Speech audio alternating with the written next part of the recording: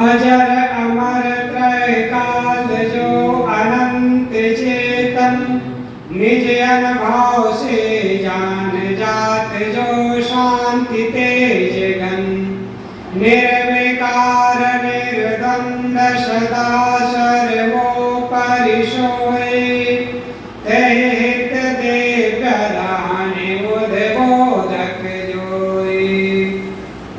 विघ्न हरण मंगल करण तहि नित ध्यावत, शेष झुकावत दास श्री गुरुवर के चरण चित। आज 9वें नंबर के काला पर विचार किया जाएगा। सद्गुरु कबीर साहब कहते हैं, ऐसन देह निरालप गौरे मूल छुए नहीं कोई हो, दंडवक डोरिया तोरी लड़ाई जो कोटिन धन होई हो, ऊर्ध्व निश्वासा उपजित रासा हकराइन परिवारा हो, जो कोई आवे बेगी चलावे एक पल रहन न पाई हो, चंदन चीर चतुर सब लेप गज गज मुक्त के हारा हो, 64 गीध मुए तन लूटे जमकन गोत्र बिदारा हो, कहाई कबीर सुनो हो संतो ज्ञानहीन मतिहीना हो, एक एक दिना याही गति सबकी कहाँ राव कहाँ दीना हो।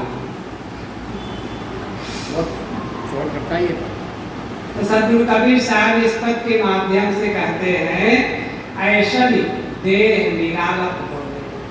ऐसन ये आपका शरीर, आपका क्या मनुष्य मात्र या संसार के प्राणी मात्र का शरीर निरालप है। निरा धन अल्प बराबर निरालप। निरा मतलब निखालिस और अल्प मतलब क्षणिक। निश्चित ही आपका शरीर बिल्कुल क्षणिक है, अल्पकालिक है, फिर भी तू बेभानी में जीता है। और आगे कहते हैं कि मूल छुए नहीं कोई हो, और अल्प शरीर है, शरीर छूट गया, इसमें से जीव निकल गया, फिर मूल छुए नहीं कोई हो।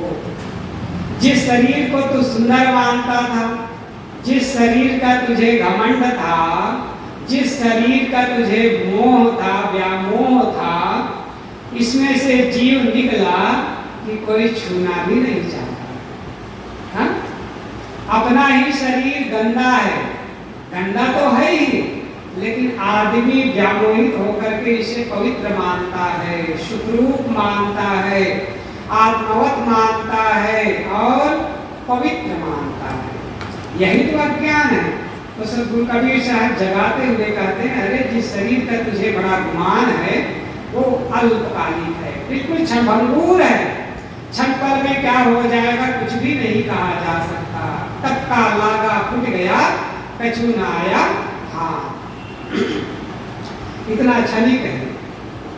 अगली पंक्ति में कहते हैं, कोई भी व्यक्ति का शरीर छूट जाता है तो छूटते ही जो भी आता है वो कहता है कि चलो भाई जल्दी इसको क्रियाक्रम करने के लिए ले जाओ। ये नहीं कहता है कि पिताजी लेटे हैं, माताजी लेटी है, भाई साहब लेटे हैं, पति लेटे हैं, पत्नी लेटी है, रहने दो बच्चा लेटा है। नहीं नहीं नहीं, जो आता है जल्दी करो जल्दी करो जल्दी करो। और छूना तो बड़े दूर की बात, छूता है तो मानता है कि अभी तक तो उससे बोल रहा था, अभी तक तो उससे व्यवहार कर रहा था, और जब प्राण नहीं निकला था तो गोद में रख करके लोग बैठे भी रहते, और जैसे ही जीव निकला गोद से उतार के नीचे जमीन पे रख देता है। जीव ही पवित्र है, जीव ही कीमती है, जीव ही आत्मा है, सीधी सी बात है, उसी की कीमत है। शरीर तो गंदा है ही, लेकिन आदमी बेभानी में जीता है और इसे पवित्र मानता है। तो सद्गुरु कबीर साहब कह रहे हैं, जो निरालप है, बिल्कुल क्षणभंगुर है, गंदा है, और उसी का तेरे को गुमान है। गुमान छोड़ो और अगली बात पंक्ति में कहा है दंडवा के डोरिया तो लगाई जो कोटिन धन हो ही हो। और आदमी पहले के जमाने में करधन पहनते थे, कमर में करधनी धागे का पहनते थे, रेशम का। हाँ, रेशम का प्रायः पहनते थे। अब आजकल तो जमाना नहीं रहा, क्योंकि पहले धोती पहना करते थे, धोती को उसी में कस लेते थे। अब पैंट का जमाना हो गया, बेल्ट आ गया, तो करधनी निकल गया, उड़ गया। तो पहले करधनी पहनते थे। पहले कबीर साहब उसी की बात करें। दंडवा की डोरिया, दंडवा मतलब कमर, डोरिया डोरिया मतलब करधनी।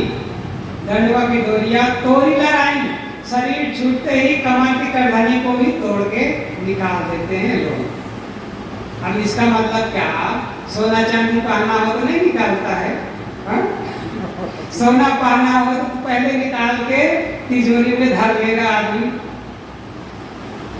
कबीर साहब कहते हैं, कहने का तात्पर्य है जो कुछ भी तुम्हारे अंग में लगा रहेगा वो सबको निकाल करके लोग अलग कर देते हैं। जिन्हें मानते हो कि ये मेरे साथ जाएगा, यहाँ पर तात्पर्य है कुछ भी शरीर में पहन रखे हो, चाहे सोना हो, चांदी हो, हीरा हो, मोती हो, चाहे धागा हो, और उसे समझते हो कि ये मेरे साथ जाएगा, मेरा धन है, तो सतगुरु कबीर साहब कहते हैं कुछ भी साथ नहीं जाएगा। यहाँ तक कमर में पहने हुए करधनी रूपी धागा भी नहीं जाएगा, उसको भी लोग तोड़ करके निकाल देते हैं।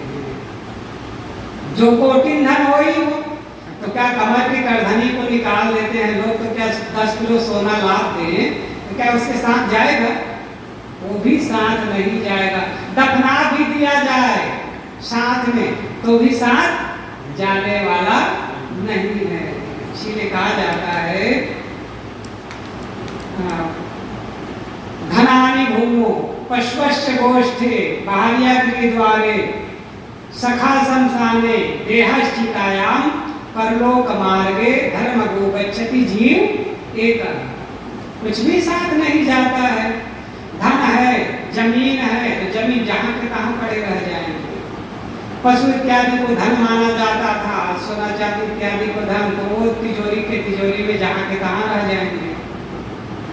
और पत्नी है तो घर के दरवाजे तक जाएगी, और रिश्ते नातेदार है शमशान भूमि तक जाएंगे। शरीर चिता भूमि तक चिता में जलेगा। और परलोक मार्ग, परलोक कौन जाएगा?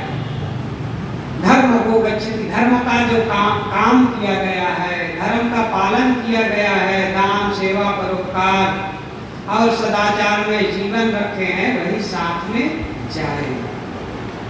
कहने का तात्पर्य है, कबीर साहब कहते हैं तेरे साथ संसार की कोई भी वस्तु जाने वाली नहीं, फिर भी उसका व्यामोह क्यों करते हो और उसी को सब कुछ मानकर उसी के कमाने में रात दिन लगे रहते हो। इसका मतलब ये नहीं है कि कमाई धमाई ना करे, काम ना करे, ऐसी बात नहीं है। कहने का तात्पर्य है मेहनत करो, परिश्रम करो, कमाओ, किंतु ये भी ध्यान रखो कि एक साथ में जाने वाला नहीं है।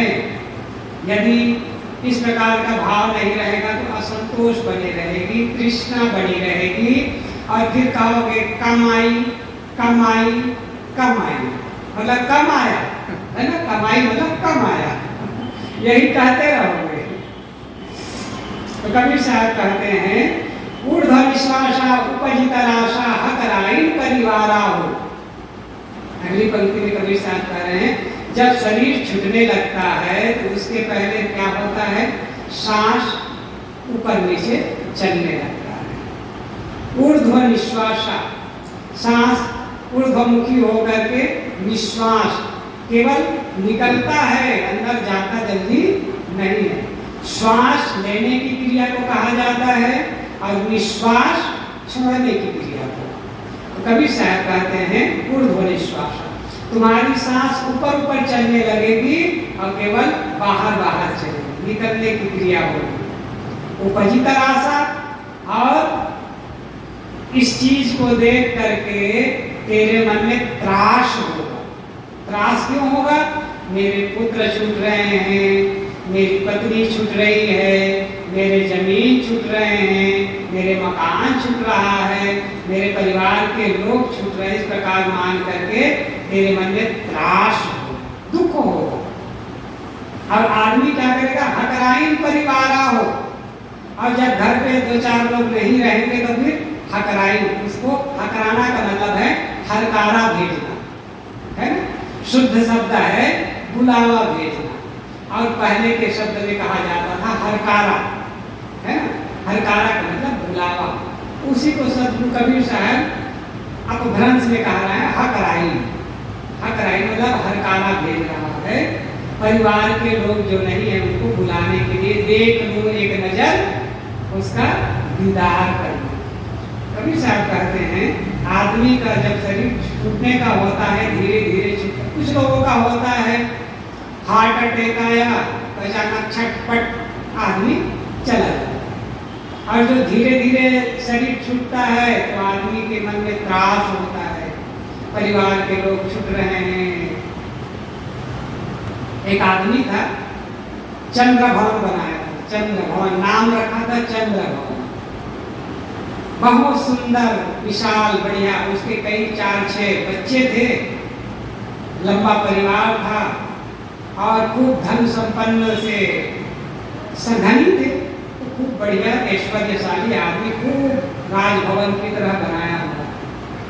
जब बीमार पड़े, अशक्त हुए, तो उसके बच्चों ने, संपन्न थे, तो वो पास के बड़े शहर में हॉस्पिटल में एडमिट कराने के लिए ले जाने लगे। और उसको पकड़ करके जब गाड़ी में लादने लगे तब वो कहता है ये चंद्र भवन छूट रहा है, रोने लगा।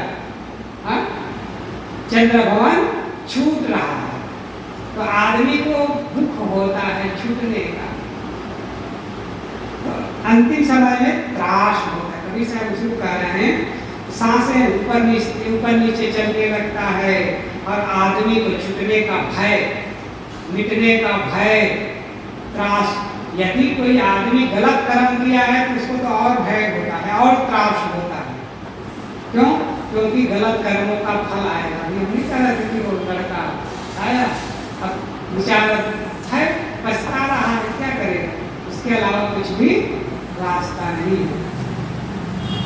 एक उदाहरण आता है, एक आदमी का, बुजुर्ग थे, सेठ थे, उसकी 2-3 दुकानें थी, तो उसके 3-4 बच्चे थे, 4 बेटे थे। अब उनके बेटे भी 55-60 की उम्र के हो गए थे, उनके भी बच्चे बड़े बड़े हो गए। तो जब वो बूढ़े का शरीर धीरे धीरे छूटने लगा तो अपने बहुओं को बुलाया और कहा कि बड़ा बेटा कहाँ है? तो कहता है पिताजी मैं इधर खड़ा हूँ। सूचना मिल गई तो सब आ गए। उसने कहा अच्छा आप हैं, और बड़े मंझला वाला किधर है? तो कहे पिताजी मैं इधर खड़ा हूँ। अब आंखें तो ऐसे थोड़ा सा वो आधा दिख रहा है। उसके बाद वो कहता है छोटा वाला कहा, सबसे छोटा वाला किधर है? तो कहता है पिताजी मैं आपके पैर की तरफ हूँ।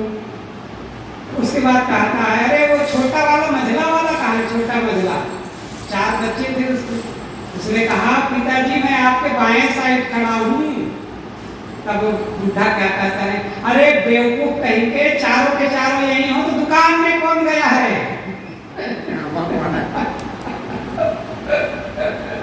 अंतिम है, अब मर रहा है लेकिन इतनी भी होश नहीं कि धन साथ जाएगा नहीं, परिवार साथ जाएगा नहीं, लेकिन मरते मरते भी धन की चिंता इतनी होती है कि आदमी को त्रसित करता है, दुखी करता है। तो कहने का तात्पर्य है आदमी के सांस ऊपर नीचे चलता है तो आदमी त्रसित होता है, दुखी होता है, चिंतित होता है, मेरा धन छूट रहा है, धन मिट न जाए, धन लूट न जाए, कहीं कुछ हो न जाए, इसको लेकर के उसके मन में संताप होता है। उसी को कहा जाता है त्रास। हकराइन परिवारा हो, और जब अपने परिवार के लोगों को हरकारा भेज करके कहता है कि एक नज़र देख लूँ, एक नज़र देख लूँ, इतने दिनों से देखा नहीं, 2-2 3-3 महीना से आया नहीं बेटा, एक नज़र देख लेता तो मैं शांति से शरीर छू कहते हैं। वही कवि साहब कह रहे हैं, हकराई परिवार हो, परिवार को देखने के लिए दुखी होता है, पीड़ित होता है। क्यों? व्यामोह इतना गहरा होता है कि आदमी उसको लेकर के दुखी होता है। जो कोई आवे बेग चलावे पल एक रहन न पाई हो, और फिर जब शरीर छूट जाता है, खाट से नीचे उतार दिया जाता है, तब कोई भी आता है कहता भैया ये तो मिट्टी हो गई है, अब इसको जल्दी इसका काम रफन दफन करो, जल्दी इसका क्रियाक्रम कर दो, तो हम लोग भी जल्दी छुट्टी पाएंगे। अब उन लोगों को छुट्टी पाने की जल्दी है। कोई ये नहीं चाहता है कि 2 दिन रखे, आधा घंटा, कितना भी फ्री हो, आधा घंटा ज्यादा, आधा घंटा से ज्यादा, आधा घंटा से नहीं 1-1.5 घंटा दूर परिवार है तो 2-4 घंटा तो रख लेता है, लेकिन 2-3 घंटा हुआ अब ज्यादा देर होने लगी तो लोग कहते हैं अरे जल्दी करो भाई, हमको काम है, जल्दी करो भाई। उसको काम की चिंता पड़ी हुई हाँ? तो ये दशा है। लेकिन आदमी कितना व्यामोहित होता है, व्यामोह में जीता है, आश्चर्य लगता है। सदगुरु कबीर साहब बिल्कुल एक जो घटना होती है उसका खाता खींच देते हैं, यही तो उनकी प्रतिभा है। कबीर साहब कहते हैं एक पल रहन न पाई हो, एक पल तुम्हारे घर के अंदर में उसे रखना नहीं चाहता है, जितना जल्दी हो जाए इसे रफन दफन करे और शरीर की सफाई करें। अगली पंक्ति में कहते हैं कबीर साहब, जिस शरीर को तू इतना सुंदर मानते थे, देखो लोग क्या कर रहे हैं, क्षण पल में इसे जला करके समाप्त कर देंगे, एक मुट्ठी राख हो जाएगी, अब क्या होगा। और दफना दिए तो कीड़े मकोड़े इत्यादि इसे खा करके मिट्टी बना देंगे, और क्या होगा। लेकिन उसी का कितना मोह, उसी का कितना अहंकार आदमी गुमान में जीता है जब तक के सांस रहती है। और क्या करता है, चंदन चीर चतुर सब ले पाए, गरे गज मुक्ता के हारा हो। चंदन पहले के जमाने में जो धनी लोग होते थे उसका वर्णन करते हुए करें, चंदन का लेप करते हैं, आज भी चंदन लगाते हैं, आज भी तिलक लगाते हैं, टीका लगाते हैं। चंदन का टीका इसलिए लगाया जाता है क्योंकि वो शीतल होता है। लेकिन आजकल शीतलता के लिए चंदन और टीका नहीं लगाते हैं, फैशन में लगाते हैं, अच्छा लगता है, अपना ट्रेडमार्क है इसलिए लगाते हैं। शीतलता के लिए आजकल कोई नहीं लगाता है। तो कबीर साहब कहते हैं चंदन चीर, शरीर में चंदन का लेपन करते हो, शरीर शीतल रहेगा, शरीर सुगंध। आज के जैसे सेंट तो होता नहीं था, सेंट होता तो यदा कदा कहीं बड़े बड़े रजवाड़ों के यहाँ मिल जाता, क्योंकि दूसरे देशों से अरब इत्यादि देशों में पहले सेंट वहाँ पहले बनाया जाता था। मुस्लिम जो बादशाह थे, अकबर कहना चाहिए, अकबर और उनके पिता, उन लोगों ने पहली बार भारत में इत्र डाला। भारत में इत्र नहीं होता था पहले, उनके द्वारा, उन लोगों के द्वारा इत्र और साबुन का इजाद मुसलमानों ने किया। कहने का तात्पर्य है तो चंदन लपेटा लगाया जाता था, उसके पहले चंदन सुगंधित होती। तो कभी से आकर चंदन लगाकर सुगंधित द्रव्य लगा करके वो अपने आप को सुगंधित, शरीर को सुगंधित करते थे। और चीर का तात्पर्य होता है कपड़ा, सुंदर सुंदर कपड़े पहनते थे। और चतुर सब लेते, जो चतुर मानते थे अपने आप को, चालाक, बुद्धिमान और धनी मानते थे, वो लोग अपने शरीर में चंदन का लेपन करते और सुंदर सुंदर वस्त्र पहन करके अपने आप को चतुर बुद्धिमान मानते थे। लेकिन और क्या करते, गले गजमुक्ता के हारा हो, और गले में गजमुक्ता का हार पहनते थे। पहले गजमुक्ता किसे कहा जाता है, गज हाथी का जो मुक्ता होता था कहा के दांत कहना चाहिए। हाथी के दांतों का तो यहाँ फिर आपके आगे मारवाड़ क्षेत्र में चले जाएं तो वहाँ बड़े बड़े गहने पहनती हैं माताएं, अभी भी पहनती हैं, है ना, हाथों में। तो कबीर साहब कहते गजमुक्ता का हार पहनते थे सुंदर, या आजकल कह सकते हैं हीरे मोती के हार पहनते हैं, कह सकते हैं। लेकिन शरीर छूटते ही सब कुछ निकाल दिया जाता है, तेरी चतुराई नहीं रह जाती है। और क्या, मान लीजिए सोना चांदी हीरे मोती खूब पहने हो, चंदन का लेप लगाए हो, कहीं निर्जन में शरीर छूट गया, तब कबीर साहब कहते हैं 64 गीध मुए तन लूटे जमकर गोत्र विदारा हो। और कोई निर्जन में शरीर छूट गया तब क्या होगा? कबीर साहब कहते 64 ही कहा जाता है चील को, क्योंकि उसके वो दूर तक देखने की उसकी क्षमता होती है, इसलिए से 64 ही कहा। गिद्ध तो गिद्ध होता ही है, तो चिल गिद्ध निर्जन स्थान में शरीर छूट गया तो चिल गिद्ध, और जम्बुक कहा जाता है सियार इत्यादि पशु उसको नोच नोच करके खा लेंगे।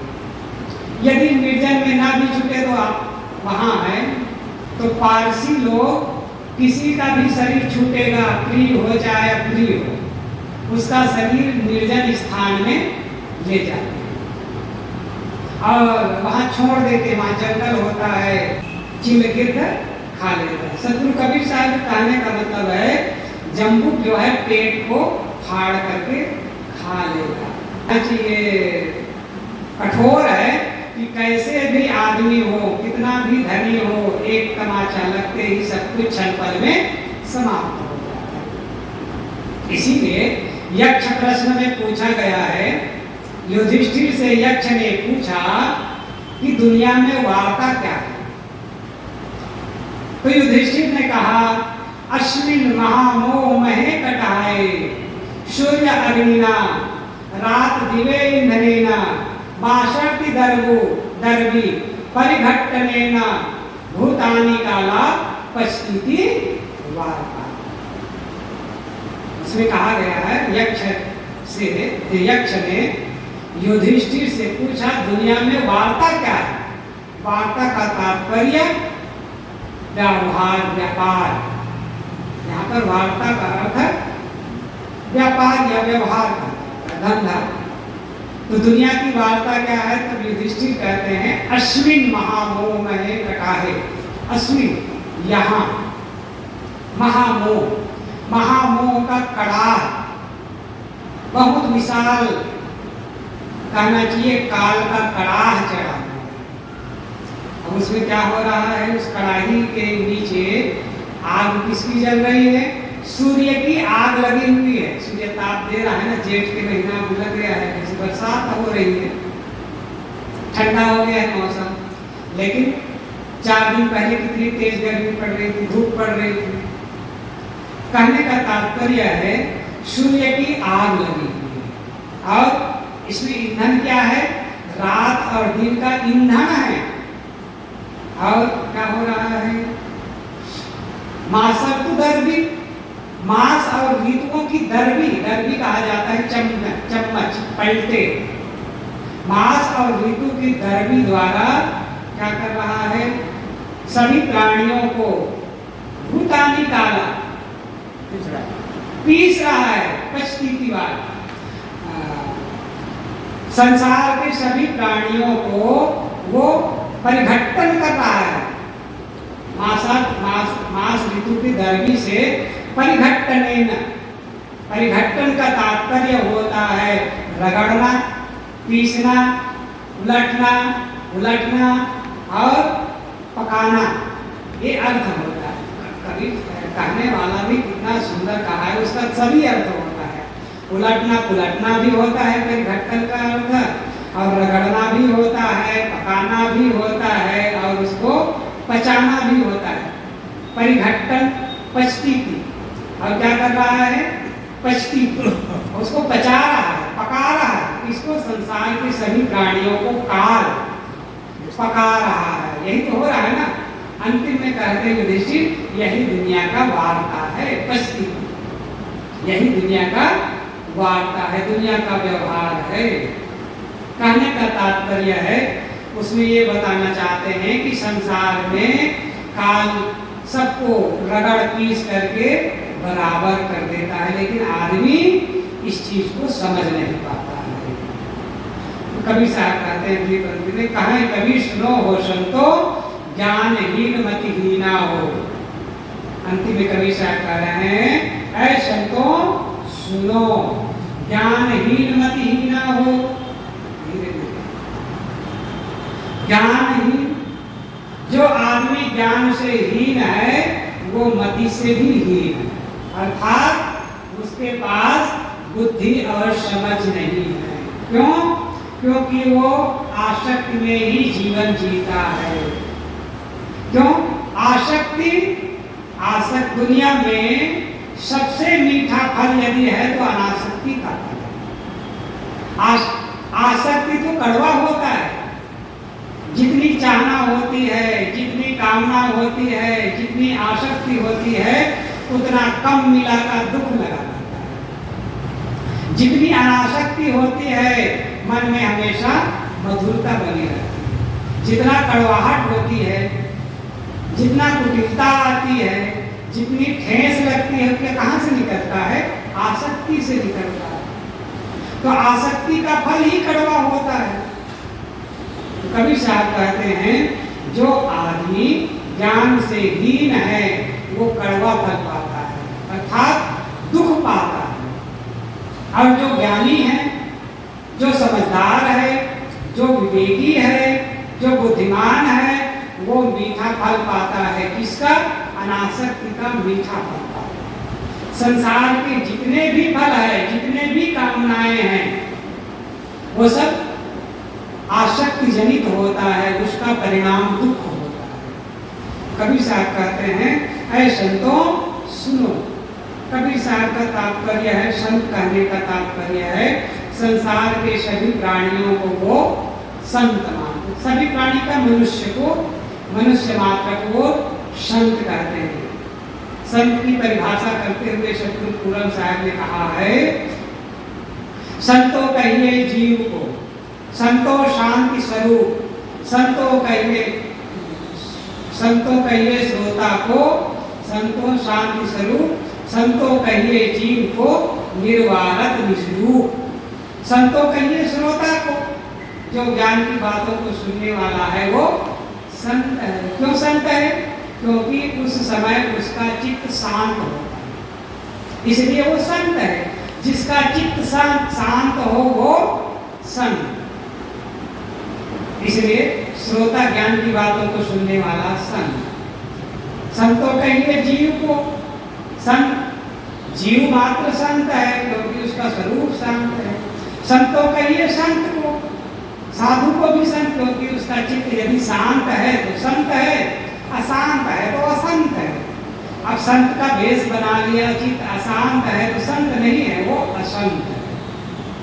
और जीव का स्वरूप संत है, और निर्वारत निजरूप, जो निजरूप का निर्वाह करता है वो संत होता है। कहने का तात्पर्य है सद्गुरु कबीर साहब मनुष्य मात्र को, जीव मात्र को संत कहते हुए संबोधित करते हैं।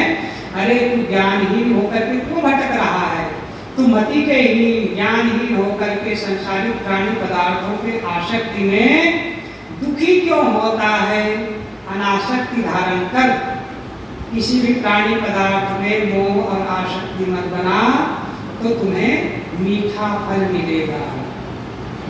अंतिम में कवि साहब कहते हैं एक एक दिना या गति सबकी, कहाँ राव कहाँ दीना हो। एक एक दिन सबकी यही गति होने वाली है, सबको संसार से जाना है। कोई यहाँ बचने वाला नहीं, चाहे राव हो, राव का तात्पर्य राजा होता है, चाहे दीन हो, चाहे गरीब हो, चाहे राजा हो, चाहे शिक्षित हो, चाहे अशिक्षित हो, चाहे अनपढ़ हो, चाहे पढ़े लिखे हो, चाहे बच्चा हो, चाहे बूढ़ा हो, चाहे जवान हो, चाहे स्त्री हो, चाहे पुरुष हो, चाहे किसी खाने के प्राणी हो, सबको इस संसार से जाना है। जो उगे सो हाथ वे, फूले सो कुंडाय, जो चूने सो ढई परे, जन्मे सो मर जाए। ये प्रकृति का अटल नियम है, जिसका जन्म हुआ है उसकी मृत्यु होनी ही है। ये अवश्यंभावी घटना है, इसमें ये घटित नहीं होगी ऐसा कुछ नहीं कहा जा सकता। ये होना ही है, निश्चित है। हाँ, देर होगी सवेर होगी, लेकिन इस संसार में जो भी जन्म लिया है अनादिकाल तक कोई भी नहीं रहा है। हाँ, लोग मान लेते हैं कि आज हनुमान जी है, आज शंकर जी है और गोरखनाथ जी है, मान लेते हैं लोग। अब ढूंढने जाओ तो कैलाश पर्वत में ना तो शिव जी मिलेंगे और न ही हनुमान जी मिलेंगे और न ही कौन मिलेंगे, गोरखनाथ जी मिलेंगे। कुछ भी मिलने वाला नहीं है। इसीलिए व्यंग करते हुए कबीर साहब ने कहा है, गोरख रसिया योग के मुए न जानी दे, मांस गली माटी मिली गोरो माजी दे। गोरखनाथ जी को भ्रम हो गया था कि मैं तपस्या करते करते करते करते मांस गल जाए, ऐसी तपस्या करूंगा हड्डी हड्डी हो करके भी जिंदा रहूंगा। लेकिन कबीर साहब कहते हैं वो भी संसार में रहने नहीं पाएगा। हड्डी भले चमकने लगा, दिखने लगा, लेकिन वो भी संसार से चले गए।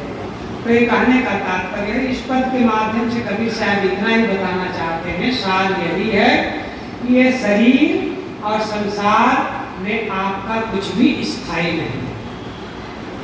स्थायी तेरा आत्मा है।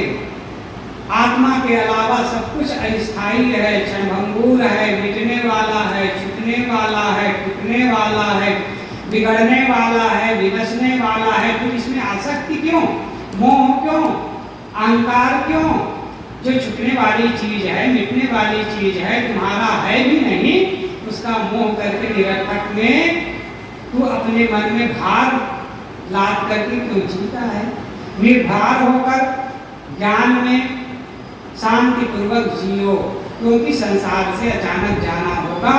जाने के पहले जीवन को सफल बनाओ। उसी व्यक्ति का जीवन सफल माना जाएगा जो जीते जी अपने जीवन को सफल करे। ज्ञान भक्ति वैराग्य में संयम साधना करके अपने मन को एकाग्र करके आत्म केंद्रित कर लेता है, उसी का जीवन सफल होता है। इसीलिए कहा जाता है, अर्थी उठने के पहले जीवन के अर्थ को जो समझ लेता है उसी का जीवन सार्थक और सफल होता है। अन्यथा सबका जीवन असफल और बेकार हो जाता है और पछताते दुखी होकर के संसार से विदा होता है, तो उसका जीवन का हाल। तो हमें क्या करना है? हमें अपने जीवन को जीतना है और जो मनुष्य जीवन मिला हुआ है उसको सार्थक और सफल बनाकर इस संसार से जाना है। तो सदगुरु कबीर साहब का ये मार्मिक पद 9वें नंबर का कहना इसी के साथ ये समाप्त होता है। बोलिए सदगुरुदेव की जय।